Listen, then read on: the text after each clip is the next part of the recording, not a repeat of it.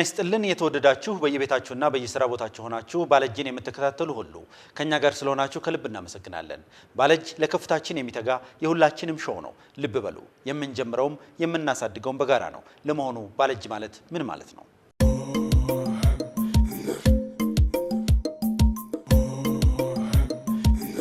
ዛሬና በተከታታይ ሳምንታት መርሃ ግብሮቻችን ወደናንተ የምናደርሰው ባለጅ ምንድነው? ቃሉስ ስለምን የሾው መጠሪያ ሆነ? እነማንን ያሳትፋል? እነማንንስ ተጠቃሚ ያደርጋል? ይዘቱና አቀራረቡስ ምን ይመስላል? የሚሉትን ጥያቄዎች መልስ ይሆናል።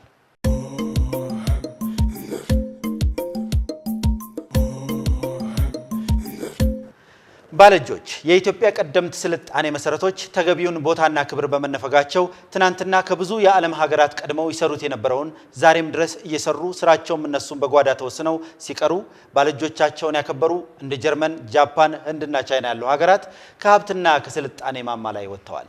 ቀደም ሲል ለተጠቀሰው ሐሳብ ማሳያ ይሆንልን ዘንድ ቀጨኔ መድኃኔዓለም አካባቢ ያገኘናቸውን ባልሸማኔ ሚስት ሸክላ ሰሪ ስራ ቦታቸው ድረስ ሄጄ አናግሬያቸው ነበር። እስካሁንም ዝቅ ተብሎ ነው የሚታየው። ለየት አድርጎ የሸማኔውን ህብረተሰብ ጎላ አድርጎ አሁን ይወራል እንጂ ተግባሩ የለም። አንድ 7 አመት ሆነኛል። ባህሉን ባይቀርም ተለውጧል። ያው ባህላችን አልተለጋል እንትን አላለ። ይሄ ሸክረኛ የሚባለው ነገር ባህላችን አልተቀየረም፣ ግን ተለውጠንበታል፣ እየሰራን ነው። ይሄ መናቁ ነገር አሁን ትንሽ አልፎ አለ። ጃፓን የሸክላ ሰሪዎች ሀገር ስትሆን ኢትዮጵያውያንም ሸክላ ሰሪነትን ድሮ ጥንት ያውቁታል። ዛሬም ድረስ አልባሌ ሆነው ሸክላን በእጃቸው እንደምታዩት ይጠፈጥፉታል እንጂ።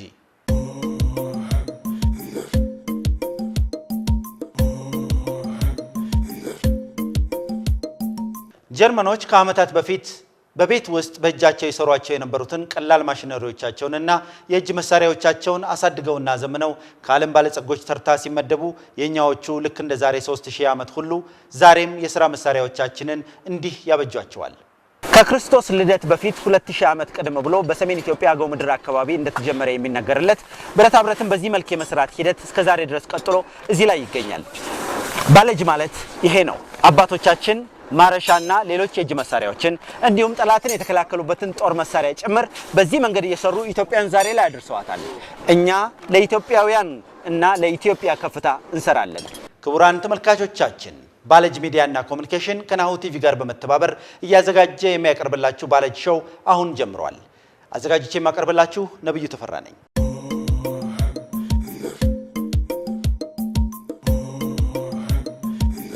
ባለጅ ስለምን የፕሮግራሙ መጠሪያ ሆነ ወይም ለምን ባለጅ ተባለ?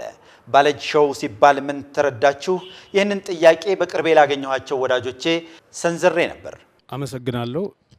እንደ አጋጣሚ ሆኖ ከተመልካቾች በፊት ስለዚህ ፕሮግራም ባህሪ ጥቂት ሀሳቦችን አግኝቻለሁ።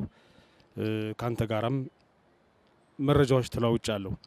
በታተመው ብሮሹሩም ዋና ዓላማዎቹና ዝርዝር ጉዳዮቹ ተቀምጠዋል። ነገር ግን የበለጠ ዝርዝር እንዲሆኑልኝ የምፈልጋቸው ነጥቦች አሉ። ከአዘጋጁና ከባለቤቱ ልንሰማቸው የምንችላቸው በርካታ ጉዳዮች አሉ። እኛ ያወቅነውንም ገና እስካሁን ድረስ ስለ ፕሮግራሙ ምንም ግንዛቤ የሌላቸው ተመልካቾች እንዲገነዘቡትና ሀሳብ እንዲወስዱ እኛም እንደ አዲስ ሆነን ጥያቄ ማንሳቱን መርጫለሁ። ባለጅ እንደጠየቀኝ እኔ እንደተረዳሁት ከስያሜው ሲጀመር ወደ ስራና ወደ ቢዝነስ ወደ ፈጠራ እና ወደ ተጓዳኝ ጉዳዮች የሚያመራ ነው። መነቃቃትን ለመፍጠር የተዘጋጀ ፕሮግራም ነው። እድል ያላገኙ ነገር ግን ችሎታ ያላቸው ሰዎች በየጓዳው አሉ። አቅም ያጠራቸው ጥረቱ ፍላጎቱ ኖሯቸው የእውቀትም ችግር ያለባቸው የገንዘብም እጥረት ያለባቸው በራሳቸው ከሚመለከታቸው አካላት ጋር ወይም ደግሞ ከሚረዷቸው ሰዎች ጋራ ወይም እውቀቱ ካላቸው የማህበረሰብ አባላት ጋራ ለመገናኘት እድሉ የሌላቸውን ድልድይ በመፍጠር ራሳቸውን እንዲያወጡ ራሳቸውን ከቻሉም በኋላ ማህበረሰቡን እንዲጠቅሙ በድምሩም ትልቅ የሀገር ጠቀሜታ እንዲፈጠር የሚያግዝ ፕሮግራም ነው። ከዚህ ባሻገር በፊት የነበረንም የባለሙያነት የፈጠራ ክህሎት ለማንሳት የተቆጨ ፕሮግራም ይመስለኛል። ስያሜው የሚያመለክተው ይሄን ነው። ባለእጅ ማለት እንግዲህ ሁላችንም እንደምናውቀው ቀደም ባሉት ስርዓቶች ውስጥ የስራ ክቡርነት ባልነበረበት ጊዜ ሙያው ስድብ ነበረ። ባለእጅነት የሚያስመካ አይደለም። የባለእጅ ልጅ መሆን በማህበረሰቡ ደረጃ ዝቅ ተደርጎ የሚታይ ነው። ነገር ግን እነዚህ ሰዎች ናቸው የኑሮ መሰረት የነበሩት። የዕለት ተዕለት መገልገያዎቻችንን ከማንኛውም የህይወታችን እንቅስቃሴ ጋር የተያያዙ እስከ ጦርነት ድረስ እስከ እርሻው ሌሎችም የቤትና የስራ ቁሳቁሶች ሁሉ የሚያመርቱት እነዚህ ሆነው ሳለ የተከበረ ስም አልነበራቸውም። እነሱ ባለመከበራቸው ዛሬ የምንገኝበት ደረጃ ይሄ ሆኗል። እንደ ጅምራችን ወይም እነሱን ይዘን ብንቀጥል ኖሮ ምን ልንሆን እንደምንችል መገንዘብ አያዳግትም። ስለዚህ ነብዩ ባልደረባችን በራሱ መንገድ ሲዘጋጅ ቆይቶ ይህንን ፕሮግራም ሲጀምር ባለእጅ ነው ያለው። ባለእጅ ብሎ ሲሰይመውም ምን ማለት እንደፈለገ ግልጽ ነው። የበለጠውን ከሱ ብንረዳም ይህንን ባለእጅነት መልሶ ለማምጣት ይህ ባለእጅነት የኢትዮጵያ የመጪው ጊዜ የእድገት ፋናም እንደሆነ ለማብሰር ይመስለኛል። ከዚሁ ጋር በተያያዘ ታዲያ እሱም በዝርዝር የሚገልጻቸው ነገሮች ይኖራሉ። ብዙ ዜጎች ተጠቃሚ ይሆኑበታል። መፈለግ ብቻውን ዋጋ የለውም። እውቀት ያስፈልጋል። አቅም መገንባት አለበት። ሰሪውና ተቀባዩ መገናኘት አለባቸው። እነዚህን ሁሉ ባለድርሻዎች በማገናኘት አንድ ታላቅ ነገር ለመፍጠር ራዕይ ሰንቆ የመጣ ይመስለኛል። ስለዚህ ባለእጅ ለማህበረሰባችን በጣም የሚጠቅም ካዝናኝነቱ የበለጠ ደግሞ ከቁም ነገርነቱ ባሻገር የሚያስፈልጉ ነገሮች በራሱ አቅጣጫ ወደምንፈልገው የህይወት ግብ ለመድረስ የሚያግዝ አስፈላጊ ፕሮግራም ነው ብዬ አምናለሁ። ዮናስ ብዙ ነገር ስለ ባለእጅ ገልጾታል። እኔ ተጨማሪ ነገር ልገልጽ የምችለው ከኢትዮጵያ ታሪክ አንጻር ነው። የኢትዮጵያ ታሪክን ብዙዎቹ ያው ብዙ ጊዜ ሲባል ከ3000 ዓመት በላይ ይባላል። አንዳንዶቹም 3000 ዓመት ይላሉ።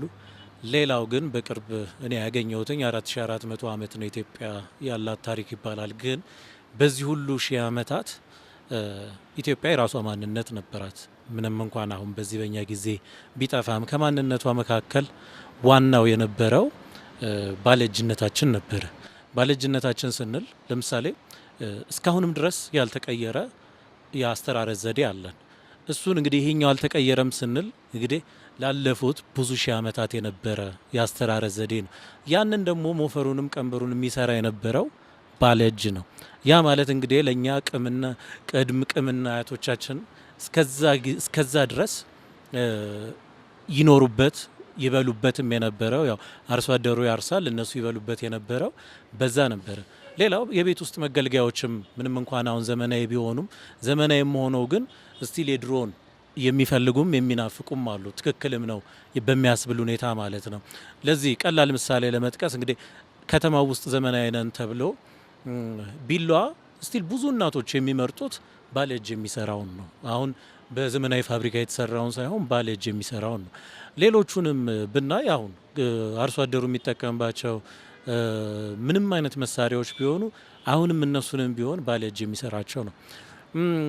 ኢትዮጵያ በታሪክም ሁላችንም እንደምናውቀው ዳር ድንበሯን ያላስደፈረች ሀገር ነች። በየትኛውም በኢትዮጵያ ታሪክ ላይ የውጭ ጠላት መጥቶ ንጉሥ የገደለብን የለም። ምናልባት እዚህ እርስ በርስ ያልተጋደሉት ካልሆነ በስተቀር ግን ያን ሁሉ ነገር መከላከል ዳር ድንበሩንም ሲያስከብሩ የነበረው አሁንም ባለእጅ በሚሰራው መሳሪያዎች ነው። ጣሊያንን አድዋም ላይ ቢሆን ይሄ አድዋ ተብሎ ለመላው የጥቁር ሕዝብ ወይም ለመላው ዓለም የዛን ጊዜ እንግዲህ ከነጮቹ በስተቀር ለቢጫዎቹም ሆነ ለጥቁሮቹም ድል ሲፈነጥቅ የዛን ጊዜም እንግዲህ ጣሊያን ይዞ የመጣው መሳሪያ ሁላችንም እናውቀዋለን። ያን ሁሉ ግን የተደረገው ባለእጅ በሰራው መሳሪያ ነበር። እንዲያውም ብዙ ጊዜ እንደሚባለው አውሮፕላን አይተው ስለማያውቁ ከአውሮፕላን የጭስ ሲለቀቅባቸው ጭሱን ወይም ከዛ ላይ ቦምቦች ሲጣሉባቸው ያንን እንትን መከላከል ይፈልጉ ነበረ ይባላል። በጋሻ መከላከል ይፈልጉ ነበር። እንግዲህ ጋሻቸው ለነሱ ብዙ ነገር ማለት ነበር። ያ ብዙ ማለት የነበረውን ጋሻቸው እንግዲህ ያንን የጦር መሳሪያ ሌላውን ይከላከልላቸው። ቁስ እንዴት ነበር የሚደርሰው? በገንቦ በማሰሮ በቅቤው ሌላው ነገር ሁሉ በመሰቦ ወርቁ አገልግሉ ይሄ ሁሉ ነገር የሚሰራው በማን ነው? በባለእጅ ነው። እሺ ስለዚህ ባለእጅ እንግዲህ አሁን በጦርነቱ የተሳተፉት ብቻ ሳይሆኑ የአድዋንም ሆነ ሌሎቹንም ሀገርን ማስከበር ቢሆን ዳር ድንበርን ማስከበርንም ቢሆን ሁሉንም ነገሮች ያደረጉት የባለእጆች ድርሻ በጣም ከፍተኛ ነበረ ማለት ነው። ስለዚህ አጠቃላይ ነገር ስናየው ኢትዮጵያ እንግዲህ ያ ሁሉ ነገር ኖሯት ያን ያክል ስልጣኔ እንግዲህ አክሱም በባለእጅ ነው የተሰራው። ላሊበላ በባለእጅ ነው የተሰራው። ሌላ በቃ ከዚህ የበለጠ ሌላ ምንም እንግዲህ ይሄኛው በዓለም ድንቃድንቅ ያስመዘገብናቸው ናቸው። እነዚህ ሁሉ በዛ የተሰሩ ከነበሩ አሁን ባለእጆቻችን የት ናቸው? የሉም። ከዛ ይልቅ ባለእጆቻቸውን ያከበሩ ሀገራት እነሱም ቢሆን አሁን በዚህ ዘመን ላይ የወጡ ናቸው። ለምሳሌ ጀርመንን ብንጠቀስ አሁን ባለው ሁኔታ ማንም ማሰብ ይችላል የባለእጅ ሀገር ነች። ሌሎቹንም ስዊድንም ብንጠቅስ በመኪኖቿ ብንጠቅሳት የባለእጅ ሀገር ነች። ስለዚህ ባለእጆቻችን አሁን የኛ የት ናቸው? አሁንም ቢሆን ይሄ ፕሮግራም እነሱን ሊያከብር መምጣቱ ለኔ በጣም ትልቅ ነገር ነው። ባለእጅ በዚህ ዘመን ማን ነው? ልክ የድሮ ባለእጅ ነው ወይንስ አሁን ሌላ ባለእጅ አለ? እነማንን ያጠቃልላል የሚለውን እዚህ ውስጥ እንደጠቅስላቸው ፈልጋለሁ። በመጀመሪያ ቃሉን ራሱ ወደ ሚዲያ ማምጣትህ ልትደነቅ ይገባል። በዚሁ አጋጣሚ ያው አደንቃለሁ ማለት ነው። አመሰግናለሁ። እንግዲህ ያው ባለእጅ ሲባል ያው እደ ጥበባትን የተመለከተ ነው። እደ ጥበባት ሲባል ያው ብረታ ብረት ላይ የሚሳተፉ ወገኖችን፣ የእንጨት ስራዎችን፣ የእንጨት ውጤቶችን ማለት ነው። ምናልባት እንደ መቀመጫ ይሆናል፣ ቤት ውስጥ የምንጠቀምባቸው ጠረጴዛዎች ሊሆኑ ይችላሉ። እነሱን የተመለከተ ይሆናል። ሽመናን ያጠቃልላል እና ያው ብረታ ብረት ሲባል ደግሞ ያው እነዚህ ጌጣጌጦችን የተለያዩ ስራዎችን ያካተተ ነው። ይሄ እነዚህ ቁሳቁሶች ማለት ነው ለኢትዮጵያ ስልጣኔ መሰረት ናቸው። ቀደምት ተብለው እውቅና የሚያስፈልገው ከሆነ ሊያሰጠን የሚገባና ጥሩ የእድገታችን መሰረት ነው። ነገር ግን ህብረተሰቡ ዘንድ በነበረው እይታ የተሳሳተ እይታ ነው። ማደግ የነበረብንን ያህል ሳናድግ ወደ ኋላ ቀርተናል።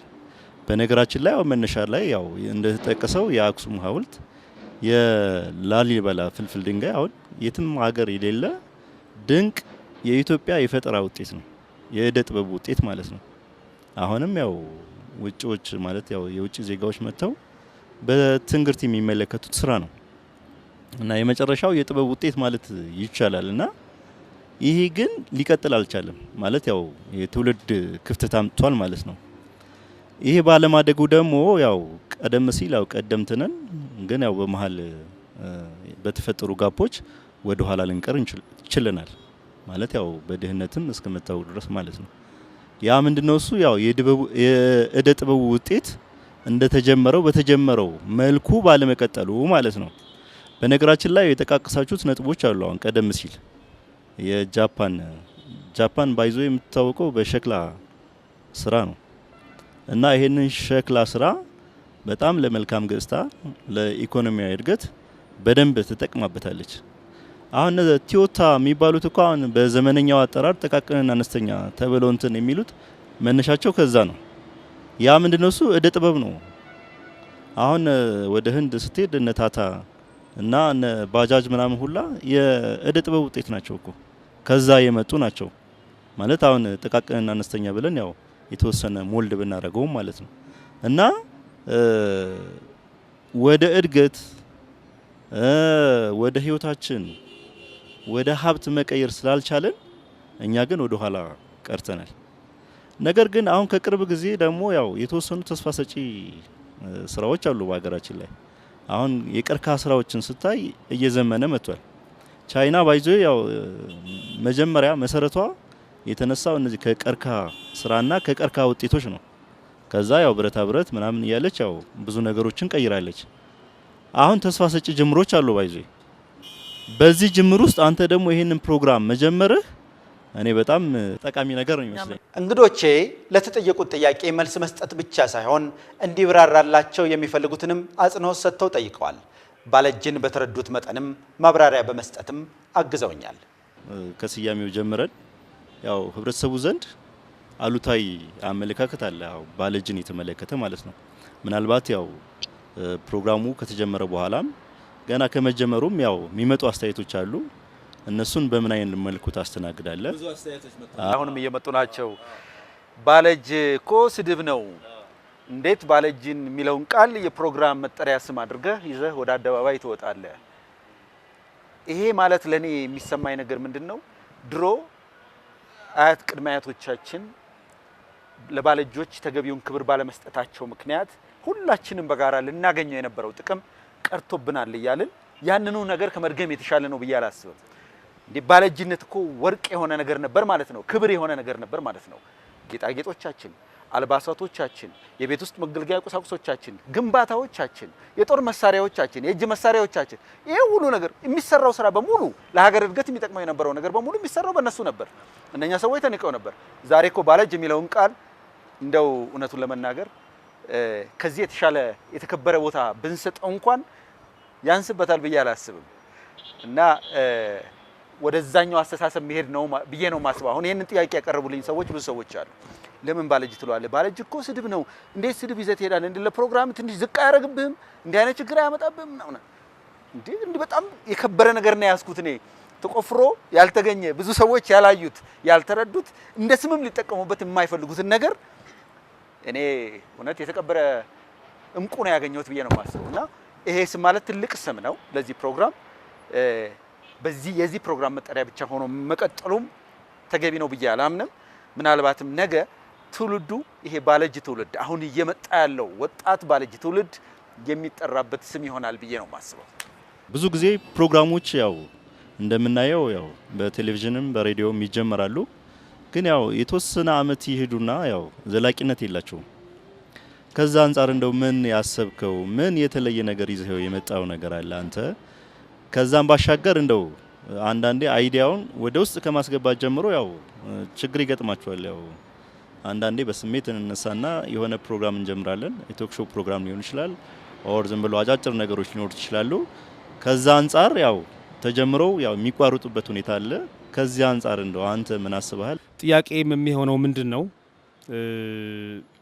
አዳዲስ ጣቢያዎች ይከፈታሉ፣ ፓርትነሮች አሉ ወይም ድጋፍ ሰጪዎች የሚመርጧቸው ጉዳዮች አሉ። መዝናኛዎች ናቸው ወይም በቀላሉ ገንዘብ የሚያመጡ። ይሄን እዛ ውስጥ ስላለን ሁላችንም የምንመርጠው ነው። መዝናኛውም እኛን ላይ መስል ይችላል። ለሀገራችን የሚጠቅመውን ነገር ከማምጣት ይልቅ አንዳንዴ ብዙም ረብ የሌለውን ነገር ማምጣት እንመርጣለን። አንተ ይሄ ነገር ስትመርጥ ከርዕሱ ጀምሮ አሁን አሉታዊ ነገሮች እንደገጠሙ እየነገርከን ነው። እኔ በበኩሌ ስያሜውን አደንቃለሁ። ባለእጅ ማለት ባለሙያ ነው። ዘመናዊ ባለእጅ ለመፍጠር ነው አሁን ጥረቱ የሚደረገው። እያየንም ነው። የሰሩ እጆች እየተለወጡ ነው። የሰሩ እጆች ራሳቸውን ብቻ አይደለም አገርንም እየለወጡ ነው። ለነዚህ እውቅና ከተሰጠ ነገ ለዓለም የምንሸጠው ነገር የሚፈጥሩ ሰዎች ይሆናሉ። በመንግስትም ፖሊሲ አሁን ባለው በጊዜው ተቀባይነትም ይሄ ነገር ትኩረት ተሰጥቶታል፣ ድጋፍ አለው። ስለዚህ ማህበራዊ አመለካከቱን ማስፋት ካስፈለገ ደግሞ ይሄ ፕሮግራም ትልቅ አስተዋጽኦ ይኖረዋል። ምክንያቱም ያለንን ሳናከብር የምናደንቃቸው የምንመኛቸው ነገሮች ሁሉ ጅምራቸው ከዚህ ጋር ነው።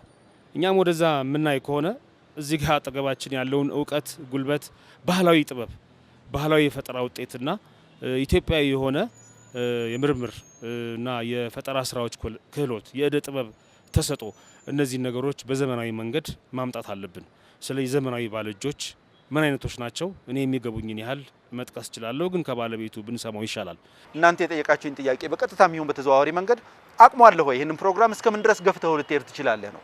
አቅሙ የለኝም። የኔ አቅም በእርግጠኛነት የምተማመንበት ነገር አንድ ነገር ልንገራችሁ። የኢትዮጵያ ሕዝብ አብዛኛው ሰው በቅንነት ሰርቶ ማደግ የሚፈልግ ነው። ይህንን ጥያቄ እናንተ መልሼ ደግሜ ያልጠይቃችሁ። ከመቶ በላይ የሚሆኑ ሰዎችን በቀጥታ እየሄድኩ ኢትዮጵያ ውስጥ በሀቅና በእውነት ሰርቶ ማደግ ይቻላል እያልኩ ችኑ ጥያቄ ከመቶ በላይ ለሚሆኑ ሰዎች ጠየቅኩ። ከነዛ ሰዎች መካከል አንድ ሰው ብቻ ነው ይቻላል ብሎ ያለኝ። እሷም የ21 እና 22 ዓመት እድሜ ላይ ያለች ኢነርጄቲክ የሆነች የዋህና ገር ወጣት ልጅ ናት፣ ገና ምንም ነገር ያላየች። አብዛኛዎቹ ሰዎች ግን አይቻልም የሚል መደምደሚያ ነው የሰጡት። በእርግጥ አይቻልም። እናንተስ እንዴት ነው? ሁኔታዎች ቢመቻቹላችሁና ነገሮች ቢስተካከሉላችሁ በሀቅና በእውነት ሰርታችሁ መለወጥ ነው የምትፈልጉት ወይንስ በተለመደው መንገድ ውስጥ ይሄ አይቻልም፣ በዚህ ነው መካሄድ ያለበት፣ እንደዚህ ነው ማድረግ ያለብህ እየተባለ በተለመደው ነገር ውስጥ ነው መሄድ የምትፈልጉት ብዬ ስላቸው ፍላጎታቸው በሀቅና በእውነት ሰርተው ማደግና መለወጥ ነው።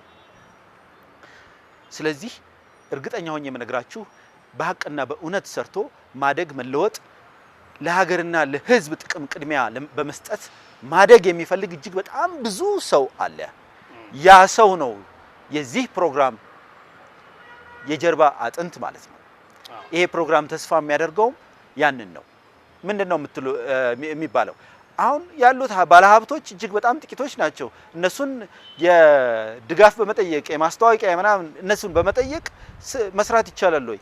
እኛ እኮ የምናስብ ያለነው ነገ ሚሊየን ሀብታሞችን መፍጠር ነው። እነኛ ሚሊየን ሀብታሞች ያሳድጋቸውን ፕሮግራም አብረው ያሳድጉታል። ይሄ ነው አገሪቷ ስታድግ እኛም ሁላችንም እናድጋለን። ስለዚህ የተለመደው መንገድ ለቀን በቀጥተኛው መንገድ እንሄዳለን ማለት ነው። በመገናኛ ብዙሃን እንግዲህ ውስጡ አለን፣ የኖርንበት ነው። እኔ የማልቀበለውም ነገር አለ። ውስጡ ሆኜ የተፈጠረውን ነገር ማድነቅ እንወዳለን። የተፈጠሩ ባለሀብት ተብለው አንዳች ነገር ያስመዘገቡ ሰዎችን እናቀርባለን። ያንን የሚያደርጉ ሰዎች ራሴን ሳወጣ የሚያደርጉ ሰዎች እንኳን ቢኖሩ በአጋጣሚ ያገኟቸው ሊሆኑ ይችላሉ፣ ወይ ሰዎቹ በራሳቸው የመጡ ፈልገው የሚያገኙም ሰዎች ወይም ጋዜጠኞች፣ አዘጋጆች እንዳሉ መካድ አልፈልግም። ነገር ግን ያንን ነው የምንቀባበለው።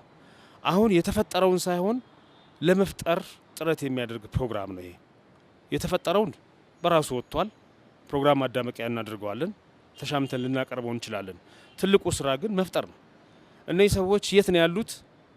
ራሳቸው ናቸው የሚያውቁት፣ ወይም የሚያውቃቸው አካል ሊያውቃቸው ይችላል። ግን ደግሞ ወደዚህ ሙያ ያልተበረታቱ አሉ። ተሰጥኦ ኖራቸው መስራት እየፈለጉ ምንም አይነት ሜዳ ስለሌለ መውጣት ያልቻሉ አሉ። አሁን እውቅና የሚሰጣቸው የሚደገፉት ሌሎችንም ከያሉበት ያመጧቸዋል። ይሄ ነገር ዘመን ተለወጠ፣ መብቶች ተቀየሩ፣ በሆነ ነገሮች ዘመንን እንጂ አመለካከቱ ወጥቷል ማለት አይቻልም። ሳናቀውም በውስጣችን ሰርጎ ሊሆን ይችላል። ስለዚህ ይህንን መጠሪያ ማድረግ አንድ በራሱ የስራ ጀግንነት ነው። ሁለት ደግሞ ይሄ ነገር ያስፈልጋል ብሎ መምጣትም ከግንዛቤ መነሳት ነው። በሂደት የምናየው ነገር ነው። ለእኔ አዝናኝ ማድረግ ይቻላል። ከአዝናኝነቱ ባሻገር ግን ቁጭትም አለበት። የነበረ ነገር ለመመለስ የሚጥር ፕሮግራም ነው። የምናያቸው የምንመኛቸው ነገሮች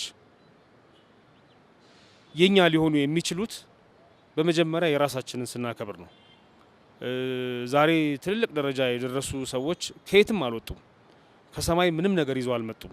ካሉበት ቦታ ተነስተው ነው ድጋፍ ተደርጎላቸው ወይም በራሳቸው ጥረት ብቻ የሚፈልጉበት ደረጃ ደርሰዋል። አርአያነታቸው ከዚህ የመነጨ ነው። ስለዚህ በኢትዮጵያ ውስጥ ያሉ በትንሽ ቀበሌዎች ውስጥ ያሉ በየጓዳው ያሉ ወጣቶችና ሌሎችም የህብረተሰብ ክፍሎች ነገ ጀግና ሆነው የምናጨበጭብላቸው ይሄን እድል ሲያገኙ ነው። ስለዚህ በቀላሉ ገንዘብ የሚገኝባቸው ፕሮግራሞች አሉ። ይሄ ምን ያህል አስቸጋሪ እንደሆነ ምን ያህል ልፋት እንደሚጠይቅ እንደ ጋዜጠኝነታችን እናውቀዋለን። ይሳካልህ፣ በርታ ነው የምንለው።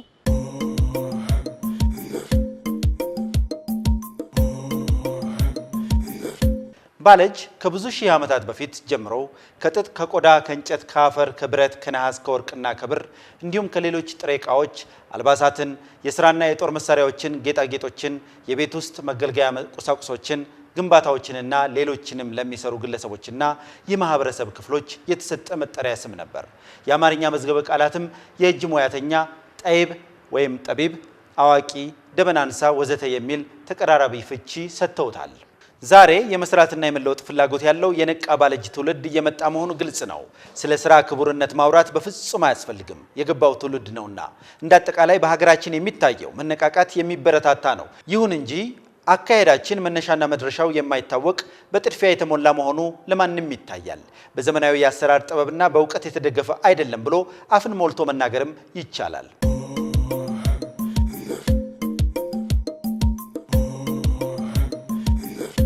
አሁን ሰዎች ጦማቸውን እንዳያድሩ ራሳቸውን ችለው ማህበረሰቡን እንዲያግዙ ከዛም ደግሞ አንዳች እሴት እንዲያፈሩ የሚደግፍ ፕሮግራም ምን ያህል አለን? ኢትዮጵያ እጅግ በጣም ብዙ የቤት ስራዎች ያሉባት ሀገር ናት። ብዙ ያልተሰሩ የቤት ስራዎች ያሉባት ሀገር ናት። ዛሬም ሰዎች የሚራቡባት፣ ዛሬም ሰዎች የሚቸገሩባት፣ ጠግበው የሚያድሩ ሰዎችም ቢኖሩም ቅሉ የዛ ነው ያህልም ደግሞ የሚቸገሩ ሰዎች ያሉባት ሀገር ናት። ብዙ መስራት የሚጠበቅባት፣ ድህነትን ለማሸነፍ እየተጋችም እየጣረችም ያለች ሀገር ናት። ጥረቱ በተለያየ አቅጣጫ ሊሆን ይችላል። ሁላችንም ደግሞ ቁጭ ብለን ጥረቱ የሚያመጣውን ፍሬና ውጤት የምንጠብቅ ሳንሆን የጥረቱ አካሎች መሆን እንዳለብን ይታመናል።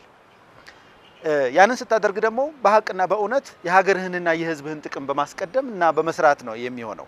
ሚዲያዎቹ ትኩረት የሚያደርጉበት ነገር ማለት ህዝቡ እንዲነጋገር አጀንዳውን የሚሰጡት ሚዲያዎቹ ናቸው። በዚህ ተነጋገር ብለ ስለ ሜሲ እና ስለ ሮናልዲኒዮ ምናምን እኔ ምንም ኢንተረስቱ የለኝም በእውነቱ። አሁን የጠራዋቸው ስሞች የማን ተጫዋቾች ናቸው ብለህ ብትጠይቀኝ እኔ መልስ የለኝም፣ አላውቀውም፣ የኔ ጉዳይም አይደለም። ግን እነኚህን ሰዎች አጀንዳ አድርገህ ከሰጠኸው ህዝቡ ስለ እነኚህ ሰዎች አጀንዳ አድርጎ የማያወራበት ምክንያት የለም። አሁን ለህዝቡ በህብረተሰቡ አይደለም የምትፈርደው። ሚዲያው ማህበረሰቡን መቅረጽ፣ አጀንዳ መስጠትና አቅጣጫ ማስያዝ ያለበት ሚዲያው ነውና እኛ ሌላውን ሚዲያ እየወቀስን አይደለም፣ አንወቅስምም። ምክንያቱም እየተሰሩ ያሉ ነገሮች ጥሩ ጥሩ ነገሮችም አሉ በዛው ልክ እና የብዙ ሰዎችም ጥረት ያለበት የብዙ ሰዎችም ኢፈርት ያለፈበት ጥረት ያለፈበት ነገር ስለሆነ እሱን አንነካም። እኛ ግን ቢያንስ ለህዝቡ ሌላ የሚወያይበት አጀንዳ ልንሰጠው ይገባል። ተጀምረው የሚጠፉ ነገሮች አሉ። አንዳንዶቹ ከመነሻቸው ትክክል ስላልነበሩ ነው። ሌሎቹ ደግሞ መልካም ነገር ይዘው ራያቸውን የሚደግፍ እና የሚያበረታቸው ግለሰብ የሚሆን ተቋም በማጣታቸው የገንዘብ ወጪውን አይችሉትም። የህይወት ጉዳይ አለ፣ እየተቆጩ ወደ ኋላ ይመለሳሉ። በዚሁ አጋጣሚ መንገር የሚፈልገው ሀሳቡን ከደገፍን አመለካከታችን መቀየር አለበት። ዛሬ ያሉን ከፋይ ድርጅቶች ጥቂት ናቸው። ሌሎች እኮ እንዲፈጠሩ ማገዝ ነው። መዝናኛ ማለት ደግሞ በመጀመሪያ እኮ ሰዎች የተረጋጋ ህይወት ሊኖራቸው ይገባል። የመብላት ያለ መብላት ጉዳይ አለ። በመዝናኛ ብቻ መኖር አንችልም። ስለዚህ የመዝናኛ አመለካከታችን ከተመልካቹ ጀምሮ ህይወት እኮ ያስደስታል። እዚህ ጋር የሚለወጡ ልጆች ካሉ በተዘዋዋሪ እኛ ለውጦች ናቸው። ለነዚህም አይነት ፕሮግራሞች አክብሮት መስጠት ያስፈልጋል። በሁሉም ደረጃ የአቅም እጥረቶች ሊኖሩ እኮ ይችላሉ። እነዛ የአቅም እጥረቶች በምን ይፈታሉ? ይሄ ጉዳይ ይጠቅመናል እስከተባለ ድረስ ለማህበረሰቡ ቀላል ነው። ይሄንን መሸፈን የሚችል ሰው አይጠፋም። ሁላችንም ብንጠየቅ ብዙ የሚጠቅሙ ነገሮች ሰርተናል። አቅም ስለሌለን ልናወጣቸው አልቻልንም። ቢወጡ ኖሮ ግን የራሳቸውን አስተዋጽኦ ያበረክቱ ነበር። ይሄ ከኔ ይጀምራል። ሁላችንም ተመሳሳይ ነገሮች አሉን። ስለዚህ ይሄ ፕሮግራም የግድ አስቂኝ መሆን የለበትም። አዝናኝ ፕሮግራም ማለት እኮ ህይወት ነው። ትልቁ ነገር በዚህ ምድር ላይ ሰው ነው፣ ህይወት ነው። ስለዚህ እነዚህ ሰዎች መለወጣቸው የነሱ የቤት ጉዳይ ብቻ አይደለም። ከፍ አድርገን ስናስበው የሁላችንም ነው። ስለዚህ መዝናኛነቱ የሚያጠያይቀኝ አይደለም። ቁም ነገርነቱ ግን ይበልጣል። የውድድር መንፈስ አለው፣ ሽልማቶች አሉት፣ አሳታፊነቱም የላቀ ነው። በቀጥታ ማህበረሰቡ ወይም ተመልካቹ ወይም ደግሞ በሂደት የሚፈጠሩ የዳኝነት አካላት ፍርድ የሚሰጡበትና ድጋፍ የሚያደርጉበት ነው። ጥሩ ሆኖ እንደሚቀጥል እምነቴ ነው። ዳኛው በነገራችን ላይ ህዝብ ነው። ምክንያቱም በዚሁ ስለ ፕሮግራሙ አንዳንድ ነገሮችን እየገለጽን እንድንሄድ የዌብሳይትና የሞባይል አፕ እየተዘጋጀ ነው ያለው። በቅርቡ ይፋ ይሆናል። በዚያ አማካኝነት እኛ ፕሮግራም ላይ የሚቀርቡ ባለእጆችን እኛ ባለእጆች ናቸው በሀቅና በእውነት ሰርተው በስነ ምግባር ሰርተው ህብረተሰቡን አገልግለው ለህብረተሰቡ የሚጠቅም ነገር አበርክተው ማደግ የሚፈልጉ ናቸው ብለን ስንመሰክርላቸው እዛ ጋር ደግሞ ለመገልገል ሄዶ ከነሱ የሚያገኘው ምላሽ የተለየ ከሆነ አስተያየት እንዲሰጥበት የተዘጋጀ መድረክ አለ ማለት ነው። በዛ መሰረት እኛ አመቱ መጨረሻ ላይ እኛ ፕሮግራም ላይ የቀረቡትን ተሳታፊዎች በሙሉ የቀረቡባቸውን አስተያየቶችና የተሰጧቸውን ደረጃዎች ተመልክተን ነው። ዳኝነቱ የህዝብ ነው። ያንን ተመልክተን ነው አንተ ከፍ ብለሃል፣ እውነትም ባለእጅ ነህ ብለን ወደ ላይ ከፍ የምናደርገው ማለት ነው። ታው ይሄ እኮ ትክክል አይደለም የሚልም ማህበረሰብ የሚልም የሚጮህ ሚዲያ መኖሩ የተሻለ ነው። በነገራችን ላይ እንደዚህ አይነት ፕሮግራም ሲሰራ ፍጹም የሚጠሉ ሰዎችም እንዳሉ ታሳቢ መደረግ አለበት። ለምሳሌ እኔ ሌባ ኮንኩኝ ስለ ሌብነት በደንብ ካወራ አልወደም በእርግጠኝነት መቼም እኔን ቅቤ እየቀባኝ ስላልሆነ ማለት ነው። እኛ የምናስበው ምንድነው መሰለ ሊኖር ይችላል ደስ ማይለው ሰው ሊኖር ይችላል። ይሄ ሌብነቱ ማጭበርበሩ ምናምኑ የመሳሰሉት ነገሮች እንደ ቫይረስ ናቸው። ተጋቦታቸው ከፍተኛ የሆነ የቫይረስ አይነት ባህሪ ያላቸው ናቸው። አሁን ደግሞ እንዳጠቃላይ የትም ቦታ ስትሄድ እዚህ ሀገር ላይ በሐቅ ሰርቶ ማደግ አይቻልም። ሁሉም ይፈልጋል። የሻይ በለውና ነው ጉዳይን የምታስፈጽመው በእግርህ ሳይሆን በእጅህ ሂድ የሚባሉ የተለመዱ አባባሎች አሉ። እነኚህ አባባሎች ነገሩን ወደ ምን አምጥተውታል? ይሄኛው ብቻ ይሄ ጨለማው ፓርት ብቻ ጎልቶ እንዲታይ አድርጎታል። ይሄ ማለት ግን 90 ሚሊዮን ህዝብ አጭበርባሪ ነው ሌባ ነው ማለት አይደለም። አሁን ግን እየተነገረ ያለው ነገር እየተባለ ያለው ነገር ልክ እንደዛ እንደሆነ የሚያስመስል ነው ያለው። በእኔ እምነት ግን በእርግጠኛነት የምነግርህ ነገር ነው የምነግርህ እንደ በሐቅና በእውነት ሄዶ ማደግና መለወጥ የማይፈልገው ሰው ቁጥር እጅግ በጣም ትንሽ ነው ብዬ ነው የማስበው። አንዳንዱም እየተገፋ የሚገባ ብዙ ሰው አለ። የሚበላው ሲያጣ የቤት ኪራይ የሚከፍለው ሲያጣ ለሰራተኞች የሚከፍለው ነገር ሲያጣ ሲጨነቅ ሳይወድ በግድ የሚባለውን ነገር እየከፈለ እያደረገ እየዋሸ እያጭበረበረ የሌሎችን ሰዎች እድል ሁሉ እየቀማ ጭምር ወደ መስራት ይገባል። ሰርተ ማደግ ነው የምትፈልገው፣ ሰርተ መለወጥ ነው የምትፈልገው። ነገር ግን በቀጥተኛው መንገድ አልቻልክም። የሆነ ሰዓት ላይ ስትደርስ ግን ከአቅምህ በላይ የሆነ ነገር ይፈጠርብሃል። መቼም ስትሞት ዝም አትልም። አንተ ዳቦ በእጅህ ይዘህ እኔ በጣም በረሃብ ጣር ሆኜ ምንም ንጹህ ብሆን ከእጅ ላይ ያንን ዳቦ ነጥቄ መብላትና ህይወቴን ማትረፍ የምፈልግበት አጋጣሚ ሊፈጠር ይችላል። ስለዚህ አብዛኛው ሰው በዚህ መንገድ እየተገፋ የሚመጣበት ነው። ስለዚህ ግፊቱን እንቀንስለት። ምክንያቱም እኛ ደግ የሚሰሩ ሰዎችን በጎ የሚሰሩ ሰዎችን ግን ብዛት ያላቸውን ሰዎች በቁጥር ብዙ የሆኑትን ሰዎች እነሱን ፕሮሞት እናድርግ። ምክንያቱም ይሄ ውስጥ ለውስጥ የሚወራው አሉባልታው ፕሮሞት እያደረገ ያለው ያስተዋወቀ ያጋነነ ያጋለበ ያለው የትኛውን ነው? ክፋቱን፣ መጥፎነትን እና ጥሩ ያልሆነውን ነገር ነው። ስለዚህ እኛ ያ አጀንዳችን አይደለም። ነገሌ ይሰርቃሉ፣ ነገሌ ያጭበረብራሉ፣ ነገሌ ይዋሻሉ፣ ብዙ ነገር የሚባሉ ነገሮች አሉ። ቻይናው ከነተረቱ ማለት ነው ቻይናው የመንገድ አጥር ብረት የሚሰርቁት ኢትዮጵያውያን ሌላ ሀገር አላቸው ወይ አለ የሚለው ተረት በሰፊ የተነገረውን ያህል የኢትዮጵያውያን በጎ ስራ ደግሞ አልተነገረም። እና በጎ ስራ ያላቸው ሰዎች እንዲነገርላቸው ብዙ ጊዜ አይፈልጉም። እነሱም ተደብቀው ነው ያሉት ከነፈተናቸው ጭምር ማለት ነው። ስለዚህ የኛ ፕሮግራም ዋናው አጀንዳው እነኚህን ሰዎች ፕሮሞት ማድረግና ወደ አደባባይ ማውጣት የነሱን ኔትወርክ መፍጠር ነው። አንድ ከዚህ ጋር ያክል የመጨመር የምንፈልገው ነገር አለ። ፕሮግራሙ ሞር ግልጽ እየሆነ እንዲመጣ ለተመልካቾቻችን ባለጅ ሾው እኛ ባለጅን ማንገስ ነው የምንፈልገው። በትልቁ ማውጣት ነው የምንፈልገው። ባለጅ በጣም እንትን ካለ በኋላ እናንተ እያንዳንዳችሁ እዚህ ጋር ያላችሁት ባለጆች ናችሁ አምናለሁ። ሌሎችም ባለጆች ይጨመራሉ። ነገ ብዙ ሰዎች ከኛ ጋር የሚቀላቀሉ ባለጆች አሉ። ስለዚህ ለጊዜው በብዙ ፈተናዎች ውስጥ ሊሆኑ ይችላሉ። ብዙ መንገዳገዶች በህይወታቸው ውስጥ ሊኖር ይችላል። ያልቻሏቸው የተፈታተኗቸው ትንሽም ቢሆን ቆንጠር አድርገው የሰረቁባቸው አጋጣሚዎች ሊኖሩ ይችላሉ። ነገር ግን ባለጅ መሆን እፈልጋለሁ፣ እኔ በቀጥተኛ መንገድ ነው ማድረግ የምፈልገው ከዚህ በኋላ ብለው ያለፈ ታሪካቸውን ረስተው ጥለው የሚመጡትን ሁሉ እናስተናግዳለን። ከዛ በኋላ ምንድነው የምናደርገው? ባለጅ ነው ይሄ። እኛ ከዚህ ሌክቸር ከምናደርገው እናስተምርህን ከምንለው በላይ ህብረተሰቡ ያውቃል። በጣም እጅግ ብዙ ነገር ያውቃል። ስለዚህ እነኛን ህብረተሰቡ የሚያውቃቸውን ነገሮች ከውስጥ መቀስቀስ አንደኛው ነገር ሆኖ ስራውንም መስመር ማስያዝም ሌላ ሁለተኛ ነገር ሆኖ፣ ነገር ግን ይሄ በጣም ከልብ የሆነው ነገር ድሮ የአርበኞች ልብ ውስጥ የነበረውን አይነት ስሜት መፍጠርና ባለጅነት ክብር መሆኑን እንዲረዱ ማድረግ። ከዛ በኋላ ለባለጆች ለእያንዳንዳቸው ደረታቸው ላይ የሚያደርጉት ፒን እናዘጋጃለን። ደረታቸው ላይ ፒን ያደርጋሉ።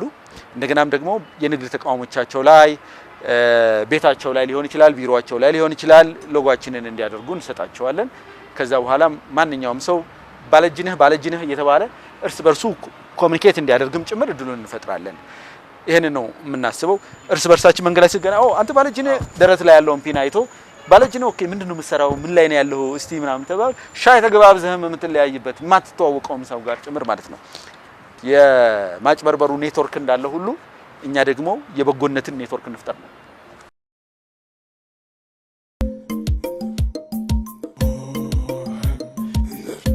ከባድ ነው። ይህን የመሰለ አጀንዳ ይዞ ተገቢውን አቅም ፈጥሮ ወደፊት እንዲራመድ ማድረግ ትልቅ ጉልበትና ጽናት ይጠይቃል። በእርግጥ ይቻላል? ከተሳታፊ የቀረበ ጥያቄ ነው። መልሱም ከእንግዶቼ በአንዱ እንደዚህ ተመልሷል። እኔ እንደሚቻል አምናለሁ። ማወቅ የፈለኩት ያንተን ጥንካሬ የሚጠብቀው ውጣ ውረድ ከፍተኛ ነው። ምክንያቱም ይሄ ፕሮግራም የስቱዲዮ ፕሮግራም ብቻ አይደለም። በጣም ብዙ ሰዎች የሚሳተፉበት ነው። ብዙ ሙያዎችን የሚነካ ነው። በአጠቃላይ ዘመናዊ ባለእጆች የጥንቶቹ ባለእጆች በየትኛውም ሀገር ታሪክ እያዘመኑት ከጊዜ ጋር እያሻሻሉት ፈጠራቸውን እያጎለበቱ በእውቀት እየታገዙ ዛሬ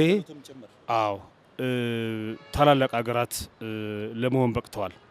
እኛም ተገቢውን ክብር ብንሰጠው የሁሉም ሀገሮች እኮ የእድገት መሰረት ከጀመሩት ነገር ነው። በጓዳቸው በአካባቢያቸው ከሰሩት ነገር ነው። እንደ ዓለም መለወጥ ሁኔታ ስራቸውን እያሻሻሉ እውቀታቸውን እያጎለበቱ ትምህርት ውስጥም ከተውት ዛሬ እንግዲህ እኛ ገዢና ተመልካች አድናቂ ሆነናል። አጀማመራቸው ከኛ የተለየ አይደለም። በስልጣኔ ረገድ እኛም ከማንም ያነስን አይደለንም። የጥንታዊ ስልጣኔ ባለቤት ነን። እርግጥ በጥንታዊ ስልጣኔ የቀደሙን ሀገራት ቢኖሩም እኛም ብዙም እንቀድማቸዋሉ። ዛሬ ከፍ ብሎ የሚጠቀሱ ሀገራት እኛ የነበሩን ነገሮች የነበሩን ጊዜ እነሱ የት እንዳሉ ማይታወቅም ነበረ። ስለዚህ እንደሚቻል አምናለሁ። የመፍጠር አቅም ያላቸው ሞቲቬት የሆኑ ወጣቶችን ባለ እጅ የምንላቸው በጣም ማየት የሚችል ፕሮግራም ነው። ይሄ ፕሮግራም እኔ እንጃ እኔ በእርግጠኝነት እስኪለመድ ድረስ ምናልባት ጉልበት ወይ ማገዶ ሊፈጅ ይችላል። በእርግጠኝነት ግን ከተለመደ በኋላ ህብረተሰባችን ቁጭ ብሎ ልክ እንደ ፊልም ልክ እንደ ሙቪ የሚመለከተው ነው ይመስለኝ። ለምን ማንነቱ ነው።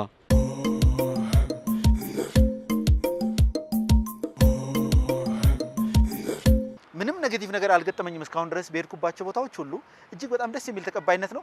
ይልቁንም የማስበው ነው ያው እናንተ ባጠገቤም በዙሪያችንም አላችሁ የአንድ ሰው ፕሮግራም አይደለም መሆን ያለበት። ይሄ ፕሮግራም የእናንተም የሁላችንም ፕሮግራም ነው መሆን ያለበት። ከዛ በኋላ ግን ከፕሮግራምነት ያለፈ ባህል እንዲሆን አመለካከት እንዲሆንና በየሰው ልቦና ውስጥ የሰረጸ እንደም ምናልባት ቃሉን መጠቀም ካለብኝ አላቅም ሃይማኖታችን እንዲሆን ነው የምፈልገው። በቅንነት ሰርቶ ማደግ። ምክንያቱም እያንዳንዱ አገራችን ላይ ያሉ ሃይማኖቶች በሙሉ ይህንን ነገር የሚደግፉት ነው። በቅንነት ሰርቶ ማደግን መለወጥን። አድዋ ላይ የሀገራቸውን ዳር ድንበር ለማስከበር ህይወታቸውን የሰጡ አርበኞች አልተሳካላቸውም ብዬ ለማሰብ ይቸግረኛል። ተሳክቶላቸዋል። ምክንያቱም ለኔ ስኬት ማለት ገንዘብ አይደለም። የህይወት ጥሪህን መልሰህ ማለፍ ነው። ሁላችንም ከሞት አንቀርም፣ ግን ማልፈው የህይወቴ የተጠራሁበትን ነገር ለሰዎች በጎ እና ሰላማዊ ኑሮ የሚጠቅም ነገር አበርክተህ ማለፍ በራሱ ይሄ ትልቅ ጸጋና ትልቅ ነገር ነው ብዬ ነው የማስበው። ስለዚህ ልክ ቅድም አርበኛው ስኬታማ እንደሆነ ሁሉ እኔም ይሄንን ፕሮግራም የተወሰነ መንገድ አስኬጄ ሌሎች በተሻለ መንገድ ደግሞ አዳብረውትም አሻሽለውትም የሚቀጥሉበትም ከሆነ ይቀጥሉበታል። እኔም ደግሞ አቅሜ በፈቀደው መጠን ደግሞ አቅሜ የሚፈቅደውን ያህል አስኬደዋለሁ።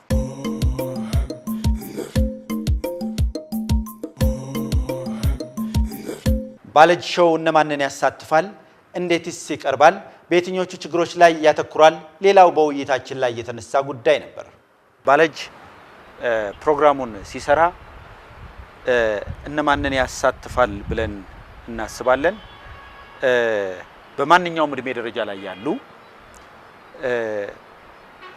ስራ መስራትና ራሳቸውንም ሀገራቸውንም መለወጥ የሚፈልጉ ከራሳቸው ጥቅም ይልቅ የሀገራቸውንና የሕዝብን ጥቅም የሚያስቀድሙ ማህበራዊ ኃላፊነታቸውን በአግባቡ የሚወጡ አሁን እዚህ ጋር ጽኖ ሰጥቼ መናገር የምፈልገው ማህበራዊ ኃላፊነት የሚባለው ነገር ለትልልቆቹ ካምፓኒዎችና ለትልልቆቹ ድርጅቶች ብቻ የተተወበት ሁኔታ ነው። አሁን ምን ሰማው ነገር እነገሌ ሰው ሲታመም እንዲረዱ ሀገር ላይ ችግር ሲደርስ እነገሌ ብቻ እንዲደርሱ ኤክስፔክት የምንጠብቅበት ሁኔታ አለ። ያ አይደለም። ለማህበራዊ ኃላፊነት ያለን አመለካከት በትንሹም ቢሆን የተዛባ ነው ብዬ ነው የማስበው እንደኔ አመለካከት።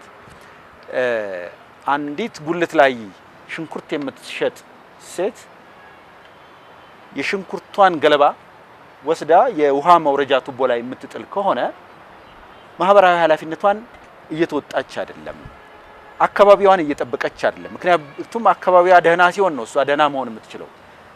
እየጠበቀች አይደለም ብለን ነው የምናስበው። እያንዳንዱ ሰው ከዛ ይጀምራል። በሀብት መጠን የሚለካ ነገር አይደለም ማህበራዊ ኃላፊነት። ስለዚህ ይህንን ማህበራዊ ኃላፊነቱን የሚወጣ ሰው ሁሉ የኛ ፕሮግራም አካል ነው ብለን ነው የምናስበው። ይህንን ለማድረግ ዝግጁ የሆነ ሰው በዚህ መንገድ ማደግ ይችላል ብሎ የሚያስብ ሰው። እውነቱን ለመናገር ደግሞ ኢትዮጵያውያን እጅግ በጣም ቅኖችና በሐቅና በእውነት ሰርቶ መለወጥም ማደግም የሚፈልጉ ናቸው። አሁን እንደ ልማድ ሆኖ ኢትዮጵያ ውስጥ እንደዚህ ማድረግ አይቻልም፣ እንደዚህ ማድረግ አይቻልም የሚወራው ነገር ይሄ ብቻ ስለሆነ የኔም አመለካከት ጭምር ቀድሞ የነበረኝ አመለካከት በቃ ሁሉ ነገር የተበላሸና ከጥቅም ውጪ የሆነ መስሎኝ ነበር። አሁን ይህንን ፕሮግራም አቅጄ መንቀሳቀስ ከጀመርኩበት ጊዜ ጀምሮ እጅግ በጣም ብዙ ሰዎችን በዚህ ጉዳይ ላይ ሳነጋግር ያገኘሁት ነገር ምንድነው? ብዙ ሰው እንደው አይቻልም፣ ይሄ እኮ ከአቅም በላይ ነው፣ በዚህ መንገድ ካልተሄደ ማደግም መሻሻልም መለወጥም አይቻልም የሚለውን ነገር እንዲያምንና እንዲቀበል በግድ ስለተደረገ እንጂ አብዛኛው ሰው ትክክለኛነትን ሀቅን የሚፈልግ ነው። ቅድምም ለመናገር ሞክሬያለሁ። ሃይማኖቶቻችንም ቢሆኑ ሁሉም ሃይማኖቶቻችን ቅንነትንና በጎነትን የሚመክሩና የሚሰብኩ ናቸው፣ የሚያስተምሩ ናቸው። ስለዚህ ይህንን ለማድረግ ፍላጎት ያለው የትኛውም ሰው የኛ ፕሮግራም ተሳታፊ መሆን ይችላል። በዚህ መንገድ ማድረግ ይችላል። ምን ይሰራል? ምንም ይሰራ ነው። ሽንኩርትም ይሽጥ፣ መኪናም ይሽጥ፣ ምንም ይሽጥ፣ ከታችም ከላይም ሊሆን ይችላል። በምንም አይነት ሁኔታ ምንም ያምርት፣ ዶሮም ያርባ፣ የፈለገውን ነገር ይስራ። እኛ ሁሉም ባለእጅ ነው ብለን ነው የምናስበው።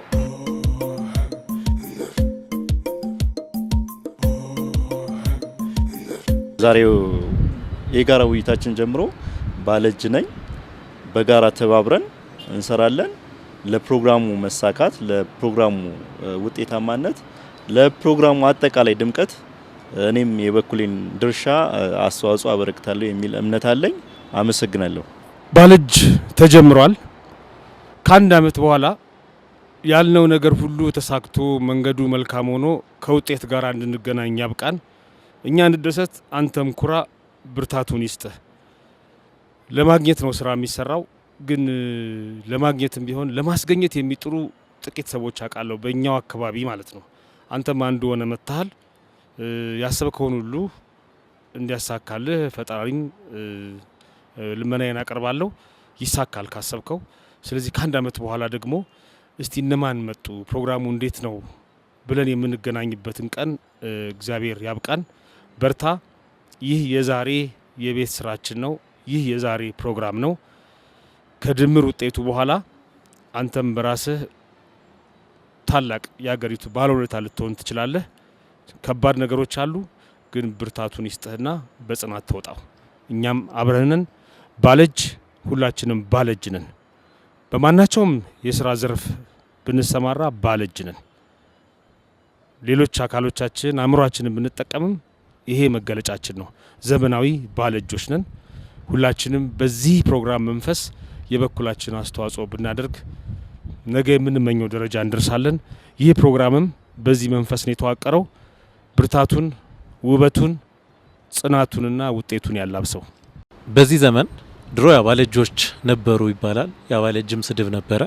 በዚህ ዘመን ግን ሁሉም ለሀገር አንድ ጡብ የሚያስቀምጥ በጠቅላላ ሁሉም ባለእጅ ነው።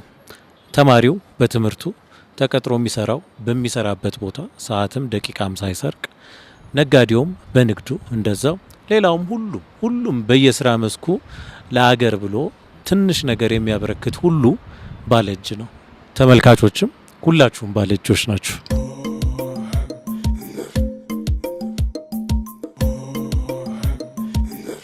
ዜጎች ስነ ምግባር ከሌላቸው አንድ ሀገር ሊቀጥል የሚችልበት እድል በጣም አደገኛ ሁኔታ ነው። ከኔ ነው የምጀምር። እኔ አሁን ኮንስትራክሽን ላይ በቃ ወጣው። ለምን ሲባል በሐቅ እየሰራው ነው፣ አልቻልኩትም። አየር ባየር የሆነው የቢዝነስ ባህል ምን የተናጋ መሰረት እንዴት እንደፈጠረብን በግል ዘርፍ ውስጥ ያንን የሚያንቀሳቅስ የሚፈጽም የሚያስፈጽም አዲስ ትውልድ መፍጠር ነው። ሳምንት የችግሩን ስፋትና ጥልቀት ያሳዩልን ዘንድ ከተለያዩ የመንግስትና የግል ተቋማት እንግዶችን ጋብዘን በሳሮ ማሪያ ሆቴል አዘጋጅተነው ከነበረው የውይይት መድረክ ያገኘነውን እናካፍላችኋለን። የሳምንት ሰው ይበላል።